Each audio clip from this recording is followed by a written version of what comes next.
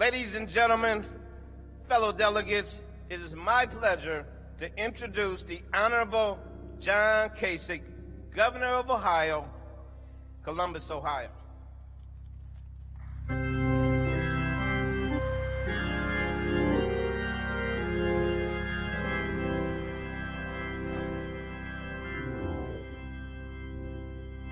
Well, I just heard of the, right now, latest shooting of the police officer in Milwaukee. And I know everyone in this arena, this auditorium, condemns these terrible murders that have occurred with our police officers across this nation of ours. The Lord wants us to heal. The Lord wants us to work together. The Lord doesn't want the violence. He wants understanding. Folks, I wanted to be here today, and we have a few things going on in Cleveland. I was there earlier today and wanted to make sure that I could come and have an opportunity to talk to you about what we have tried to do as a team in the state of Ohio that should be cause for great optimism. We built a team and realized that every human being is made in the image of our Lord and deserves respect and deserves opportunity in this great United States of America. We knew that we needed to pull ourselves out of a deep recession, and we needed to create jobs. And we've been successful at that. But it is not enough for some people to be the beneficiary of a growing economy while leaving anybody else behind. We undertook a number of reforms, and I want to say to you something that I want you to hear it the right way. In this state of Ohio, since I've been the governor, we do not have one single statewide office holder who isn't a Republican. We have a Republican House and a Republican Senate. And what I want to lay out to you is, with the proper leadership and the way to view the situation in our state and in our country, it's really remarkable what can be achieved. We started early on with criminal justice reform. You see, we don't think that nonviolent felons ought to be put into the prisons next to a murderer or a rapist. And so we have stressed the idea that if you are a nonviolent felon, we want you to be kept in the community and not sent to the prison. And we have passed legislation to do that. It was soon after that that I began to understand the challenges of collateral sanctions. You're a young man and a young woman, and you're a nonviolent felon. You pay your time, and then you can't find work. When you want to climb out of that hole, you want to find work. But you were prevented from doing so many things that you want to do to give you an opportunity to be successful, but you have a roadblock. We have changed the collateral sanctions law in Ohio to give every single person an opportunity to get their lives back. I was in Cleveland early on in my term 6 years ago, and I learned something when I was with the mayor of Cleveland. I thought about it, we worked on it. And the state of Ohio, government in the state of Ohio, has banned the box to give people an opportunity to have opportunity. And now all governments in the state of Ohio have banned the box. Great progress for people and a reason to be hopeful. Now, some people had suggested that I was under great pressure or there was great controversy about the need to expand Medicaid. It was never a tough decision for me, and I want to tell you why. As the leader of a state where there were at least 500,000 people who could not receive the kind of mental health or drug addiction services that they needed, What choice did I have? My head of mental health came in to see me one day, and I said, what do you think I'm going to do on expanding Medicaid? She said, I don't really know, but every night I go home and pray that you will. And I looked at her and I said, well, your prayers are answered, because we are going to expand Medicaid in the state of Ohio and provide leadership. And as a result, lives have been saved, people are healthier, and it's led to a better life. I told my cabinet early on that we need to make sure that our minority community has an opportunity, a real opportunity, to participate in the business of government.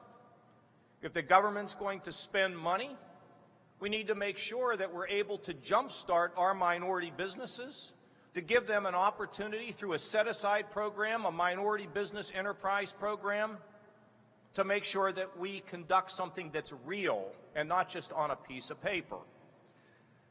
For the first time in the state's history, we are meeting our goals and our targets, and minority businesses are being included now.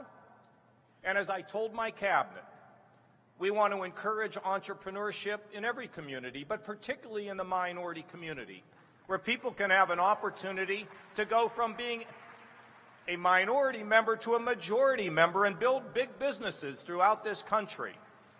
And we're doing it. And by the way, in the city of Cleveland, there is a road that's going to go from the downtown of Cleveland to the Cleveland Clinic. Our goal is that 20% of all that construction will be conducted by minority companies in the state of Ohio. Schools. We all worry about our schools. And in the city of Cleveland, with an African-American mayor, organized labor, and the business community, we have unveiled, in my judgment, the most significant school reform in the North in America, to give people a chance and an opportunity. And I noticed when I looked at the program that you had that we're worried about connecting our young people. Well, we've now created and spent millions of dollars creating mentoring programs so that our businesses and our faith-based and our value-based organizations can send people into a school and tell them about the promise of America. And, you know, I'll tell you where I learned that. Right here in Cincinnati, where the Cincinnati schools don't have the high rate of graduation that we want, but they work at it every day. I happened to visit a school where the business community sends mentors 1 hour a week for a year. The graduation rate in that school, in the Cincinnati public schools, is 97%. And that is because we tell our young people about the potential that they have. The Earned Income Tax Credit for the first time was established in Ohio because I don't believe that work ought to be punished. I think that work ought to be rewarded. And in addition to that, we are working to eliminate the cliff so that you don't lose your child care because you may have gotten a bonus or a promotion in your job. We want to make sure people are encouraged to work their way out of poverty. Folks, it was not long ago that one of your colleagues here tonight, Alicia Reese, Sandra Williams, and Nina Turner approached me as we were looking at some very difficult decisions through the courts in Cleveland.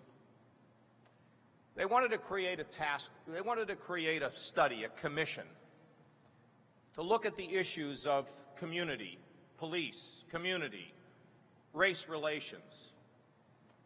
I said, well, you know, I don't want to have a commission. Why don't we create a task force so we can actually get something done? And 24 hours later, we announced the creation of a collaborative.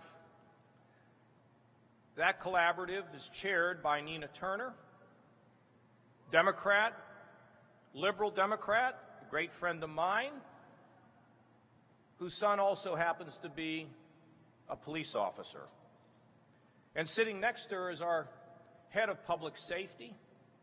And staffed on that task force are a group of people that represent law enforcement, community, faith institutions. And they came with a series of recommendations during the Baltimore riots They didn't plan it. It just happened that they'd finished a lot of their work. And for the first time in the state of Ohio, we now have a policy, a statewide policy on the use of deadly force, being adopted by police agencies all throughout this state. We have created models for the hiring and recruiting of officers to reflect more diversity of the community. And at the same time, we're about to unveil data collection so we can actually determine what's happening throughout our state. And we're right on the verge of creating the Community Collaborative.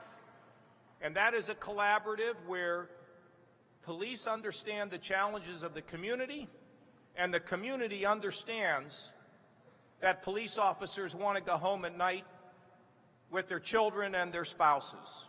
And that collaborative is about to be announced, and we intend not to ever let up. You know, ladies and gentlemen, I'm proud of what has been accomplished. A lot of times politicians want to talk about what they want to do, and somehow there's always some distance between the lip and the cup. I think we've all had it with politicians that make promises. These are things that we have achieved. And I've invited the president, the CEO of your organization, the great NAACP, to sit with our people, to look at what we've done, and perhaps it can influence, or perhaps some of it can even become a model to what is achievable all across our country. See, I think we all want the same thing. We all want our children to do well. We all want peace and tranquility in our neighborhoods. We all want respect for one another. You know, one nation under God. We remember what the Lord wants. Two things, he says, are the greatest commandment. Love God, love your neighbor as you love yourself. Think about the profound statement. Love your neighbor as you love yourself. Think about what that means in the way we approach others, even those that we may not agree with, or some that we significantly disagree with. This organization and this convention is going to be watched very carefully. I think it's very important that you can become a force that holds people accountable but brings us together, that recognizes the challenges that we have all across this country, economic, educational, criminal justice. It's going to matter what you say. It's going to be written about. And I think if we keep in mind what the Lord wants from each and every one of us, there won't be much room for ego. There won't be much room to not conduct ourselves in such a way as to honor the founders and the great leaders of your community, Dr. King, and what he had to say, and what he did, and what he represented. Ladies and gentlemen, I want you to know that we're not done with what we've been doing in Ohio. We're going to make sure that we do everything we can to give every single human being a sense that they matter, that they count, that they can be hopeful, and that justice will be done. Thank you, and God bless you.